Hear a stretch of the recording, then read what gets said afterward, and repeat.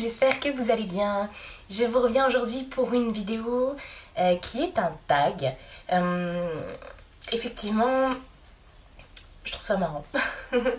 Je regarde les tags sur YouTube, c'est ce qui m'intéresse le plus. Enfin le plus, non. On va peut-être pas dire des choses qui ne sont pas vraies. Mais j'aime beaucoup, je trouve ça rigolo. Et puis voilà, enfin après ça apprend aussi à mieux connaître là où les personnes que l'on regarde. Alors ce tag en fait je l'ai trouvé sur la chaîne d'une copine qui s'appelle Cécile, donc de la chaîne La Séraphine.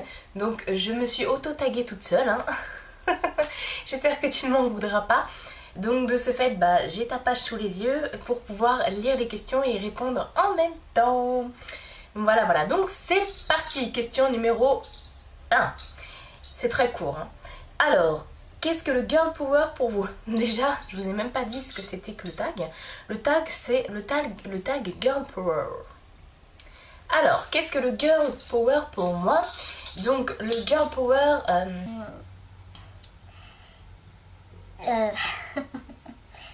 Alors, le girl power.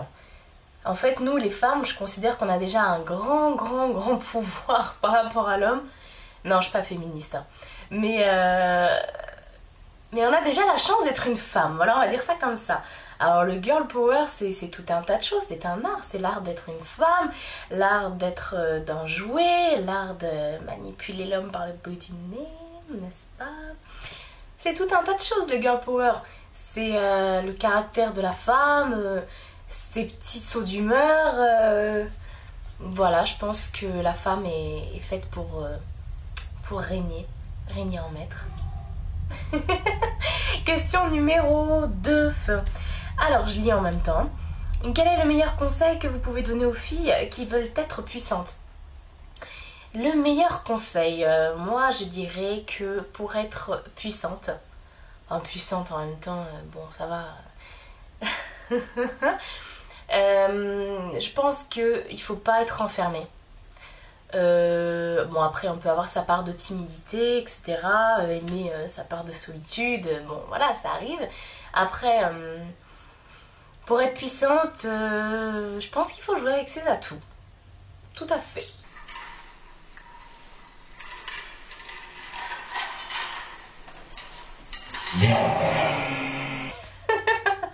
Il faut jouer de ses atouts, jouer de sa féminité, de sa sensualité, de sa sexualité également.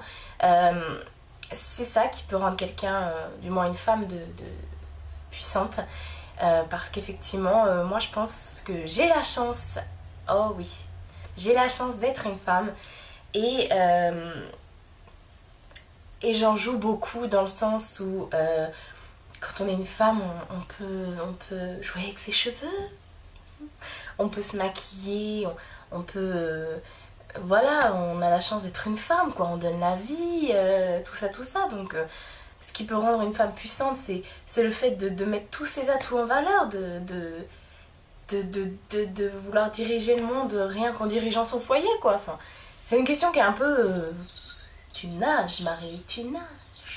Ensuite, si vous pouviez avoir un super pouvoir... quel serait-il et comment vous l'utiliseriez? Alors, moi, j'avais répondu à ça sur la chaîne de Marion Pinky Buttercup. Si je devais avoir un super pouvoir, en fait, ça serait le pouvoir de devenir transparente. Ouais. Après, c'est vrai que se téléporter, c'est quelque chose de pas mal, ça. Ouais. Après je joue pas sur la force et tout ça parce que je considère que j'ai besoin de personne si j'ai besoin de force ou si j'ai besoin d'ouvrir un pot de cornichon ou planter un clou dans le mur ou donner un coup de perce. Je peux le faire toute seule. J'ai besoin de personne. Bref. Alors se téléporter ça serait l'idéal parce que bah, on paierait moins cher d'essence.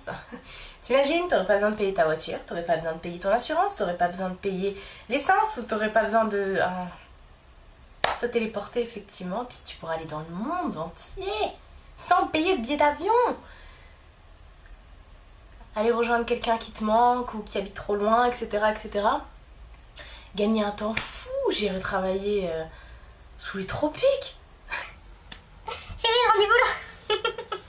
Tu es bronzée, dis donc. Alors, mais sinon, moi, ça reste un grand fantasme en fait. Ce serait d'être transparente. Ouais. De devenir invisible. Parce que je suis une super queen et franchement, si j'étais invisible, comme je disais sur la chaîne de Marion, si j'étais invisible, j'irais le soir dans les supermarchés. Ou dans les magasins et tout ça, et je prendrais plein de trucs et je ramènerais tout à la maison et je ramènerais par exemple de la bouffe, des courses, tout ça, je ramènerais à ma famille, à mes amis, je me laisserais enfermer toute une nuit chez Sephora, je piquerais tout, personne ne saurait que c'est moi quoi, personne ne me verrait me trimballer avec, voilà. Donc devenir invisible. Et puis en même temps aller espionner certaines personnes. Quoi, je m'en fous un petit peu de la vie des gens, je suis pas trop comme ça. Mais après, devenir invisible, je pense que c'est un bon... c'est une bonne chose.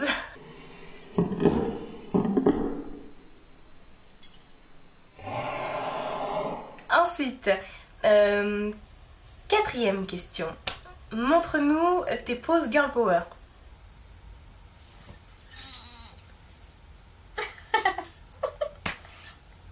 Voilà. Ensuite, question 5. Alors, quel produit cosmétique te rend super puissante? Mon rouge à lèvres. Et c'est pas cosmétique, mais je rajouterai le soutien-gorge aussi. Question 6. Pourquoi penses-tu qu'il est important d'avoir des célébrités comme modèle? Alors déjà, j'ai jamais dit qu'il était important d'avoir des célébrités comme modèle. Mais je pense qu'effectivement, arrivé à un âge du genre l'adolescence ou autre, pour se construire, on a besoin de s'identifier à quelqu'un, que ce soit son père, sa mère, sa soeur, ses copines ou alors effectivement une célébrité ou autre. Alors, moi, ce qui me fait un petit peu peur, c'est que les jeunes de nos jours, parce que je suis très vieille, mais les jeunes filles, les jeunes adolescentes de nos jours s'identifient beaucoup aux jeunes filles de la télé-réalité. Alors les nanas, s'il vous plaît, arrêtez. Arrêtez.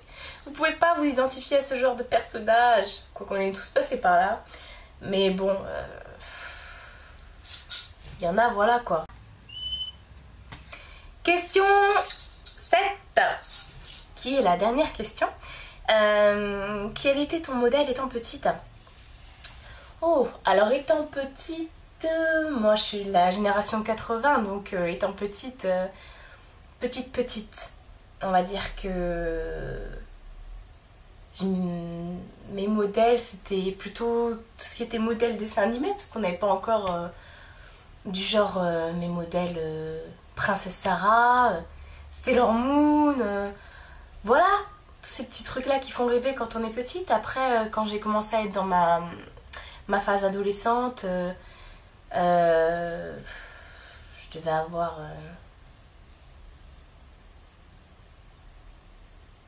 je sais pas moi, 11 ans. Il y a eu les Spice Girls, voilà. Et là j'étais bien fan. Je n'ai pas honte de le dire, même si j'ai envie de me cacher et de rougir. Non, donc après oui c'était plus, après il y a eu la génération girl band, boys band, etc. etc. Donc voilà, c'était ça qui... mes modèles étant petite. Enfin, j'ai dit petite et adolescente parce que quand j'étais petite, j'étais pas de la génération Spice Girl. Je suis de 85, donc forcément elles sont nées en même temps que moi. Donc voilà, le tag est fini, il y avait 7 questions, donc je ne tag personne en particulier, hein, qui veut le faire peut le faire, hein, il n'y a pas de souci pour ça.